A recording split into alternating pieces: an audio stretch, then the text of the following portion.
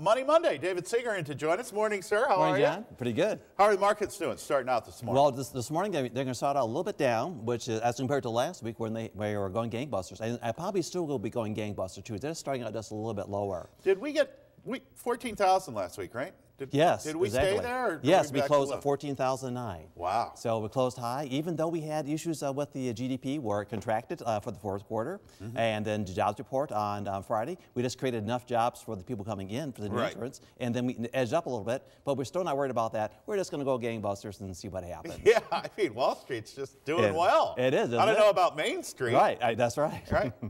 Okay, what are we talking about today? We're talking about crowdfunding and what crowdfunding is and things of that nature. Okay, crowdfunding is this. This is a new way, 21st century way of financing a new business. It doesn't have to be for a lot of money either. As a matter of fact, what you do is this. Fundamentally, what crowdfunding is and crowdsourcing is, it enables a small business or somebody as a small entrepreneur that wants to raise some capital without having to sell stock, which is really difficult to do and things of that nature. Right. You can go online to one of the websites that actually deals with this, and this will allow you to finance a project or a new invention you might have. Wow, this is new. I've never heard of it. And I try to keep up on things, but I'd never heard of crowdfunding before. A matter of fact, what is really given it a big push is the Jumpstart Our Business Startup Act of 2012, or the Jobs Act. You probably heard of that last year. It was passed. One of the fundamentals of the Jobs Act was the fact that they modified Title III of the SEC Act of 1933, which instead of having to issue stock, which is a big pain in the neck to do,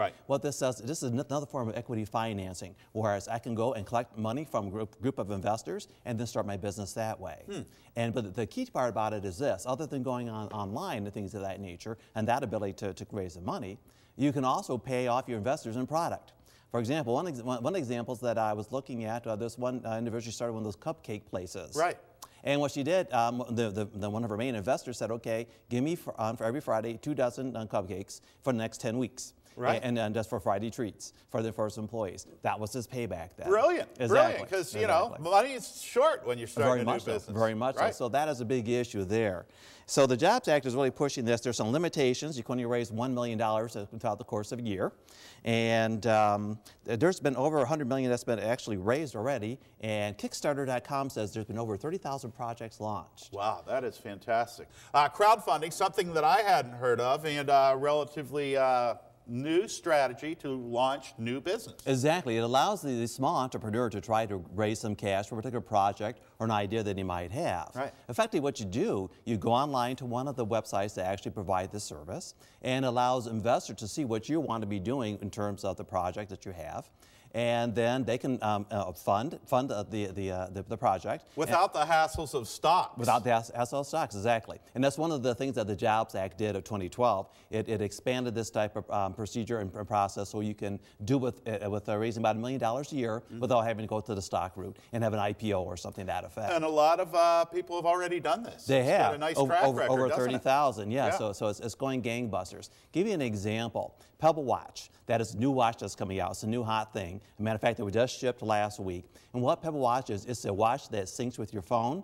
Okay, now they did all their funding using crowdsourcing or sourcing as such. And what they did, they went to a website, Kickstarter.com, and they raised all the money they needed, over 80,000 investors, in order to get this watch going.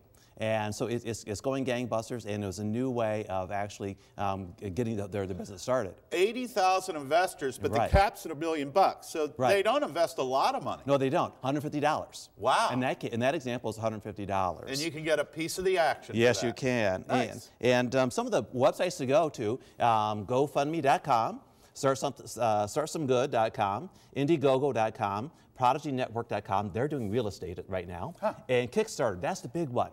And that's what Pebble Watch did to get their project off the ground. Wow, that's great, because money is so short, and you mentioned in the first segment that rather than giving people a piece of the pie, they're giving them product. And those people got watches. Right. If you invested in that Pebble Watch, you got a watch. That's how you get paid.